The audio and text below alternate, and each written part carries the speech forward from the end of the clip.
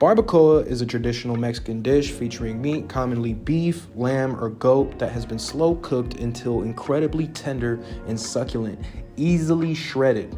Traditionally, it's cooked in an underground pit lined with agave leaves. Through modern methods, we're going to be using a Pit Boss smoker, but other people use ovens and slow cookers to achieve a similarly smoky, rich flavor. We're going to take the leftovers, we're going to make a torta, we're going to be making, oh my God, a crunch wrap, some tacos, and then we're also going to be making some nachos inside of a cast iron. So to get this recipe started, this chuck roast is 3 to 5 pounds. We're going to use a binder. I used green chili hot sauce on this one, but you guys can use whichever you like.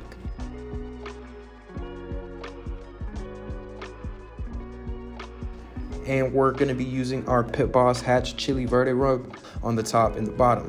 Make sure you guys get the sides as well. I made sure that I preheated my Pit Boss to 250 degrees. Once we're done seasoning, we're just gonna place it on the top rack of our Pit Boss and we're gonna let it smoke for 2 to 3 hours. I did remove it at 2.5 hours.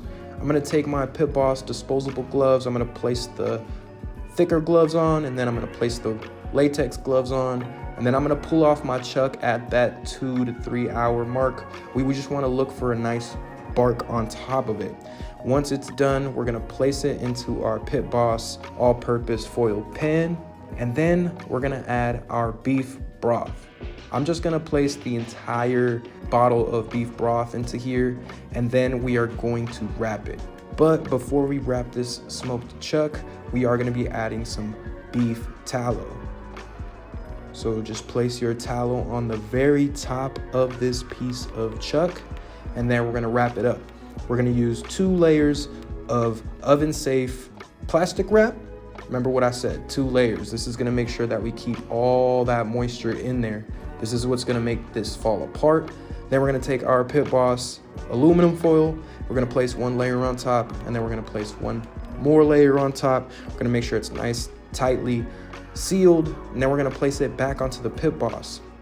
Now, before we place it on the Pit Boss, I'm gonna increase the temperature to 300 degrees and then allow it to braise for another 2 to 3 hours, or until the internal temperature of the beef is 205 degrees. We're gonna remove it from the grill. Once this is done smoking, we're gonna remove it. We're gonna remove the foil from the top of the pan. We're gonna remove the plastic.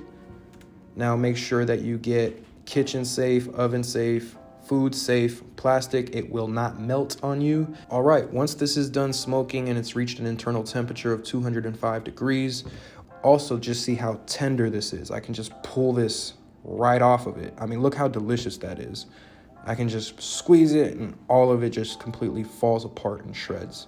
All right, now we're gonna take our Pit Boss meat shredders and we're gonna just rip these apart. If you guys want a pair of these meat shredders, make sure you guys click that product in the description below. You guys are able to order it straight from this YouTube video and it helps us out.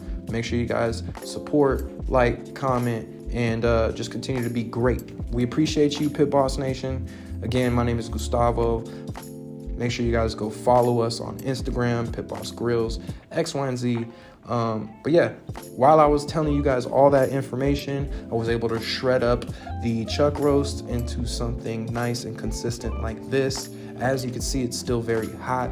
It looks tasty, but I'm gonna add some more of that Pit Boss Hatch Chili Verde rub on top of it.